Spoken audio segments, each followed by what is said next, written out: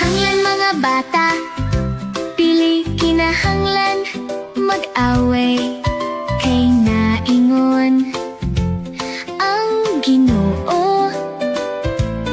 Higugmaa, imo isig katawo. So wala sa Bible verse, John 3:16.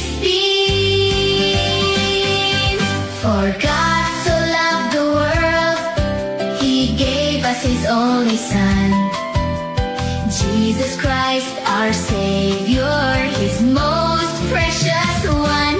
So kinahanglan mga bata, kinahanglan maghigugmaay kita sa usa't usa, kay ningon ang Ginoo, kini ang adlaw nga kitang tanan maglipay. So kitang tanan mga bata, manganta ta.